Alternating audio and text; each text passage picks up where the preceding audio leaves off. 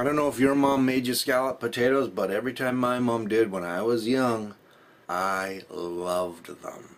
You can hardly go wrong with scalloped potatoes. I love them. My daughter loves them. Anybody who comes over and tries my scalloped potatoes, they're amazing. It's a really good heartwarming meal, and I'm going to show you how I do mine. I basically cut everything into one pan, add everything into it, and just shove it in the oven. So in this pan I just brushed with a little bit of olive oil, and then I rested my mandolin slicer right over. It's pretty hard to make consistent scalloped potatoes without a mandolin slicer, so highly recommend you get one of these. They're like 14 bucks. Break down, get a mandolin slicer. Okay, so here I'm just gonna, I've peeled my potatoes and my onions, and I'm just gonna start slicing them right over the dish, and I kind of alternate with a potato and onion here and just sort of mix them up in the pan as they go. When it gets full, well, then that's when I stop.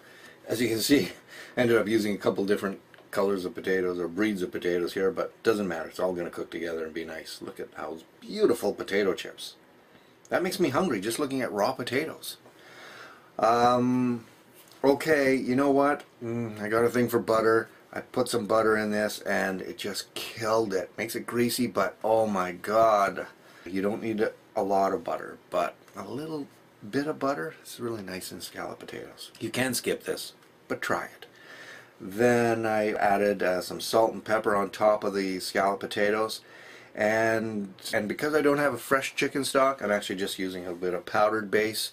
So I'm sprinkling my chicken soup base on top of the scalloped potatoes here, and then adding water to sort of dilute the powder. That's just like adding a stock. Don't put straight water in your scalloped potatoes. Your scalloped potatoes will turn bland. Okay, so I topped that up about half, and then I topped it up with about a full cup of coffee cream, or even whipping cream if you like, but just drizzle that over, and then give your pan a little bit of a shake, and just so it's all sort of worked together. Cover it with tin foil and throw it in the oven. And as you can see here, it doesn't take too long to cook. After about 20 minutes you'll start to get that familiar scalloped potatoes. Oh, my mom cooked the best scalloped potatoes smell in the house. And so when you figure they're done, go into the oven, open them up, stick your fork in. If they're tender, they're ready.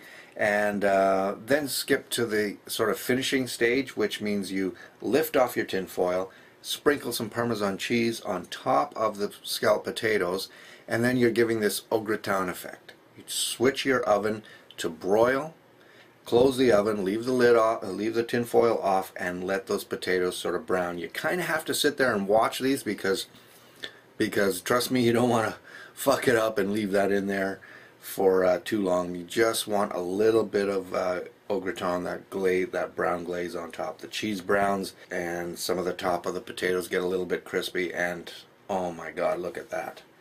I'm craving these scalloped potatoes now again as I'm talking about them. Anyway, take care. Try those scalloped potatoes. Easiest thing in the world. Throw them in the oven and you can totally be cooking something else while those scalloped potatoes are cooking. So take care. I'll see you next time on mycrummy apartment.com.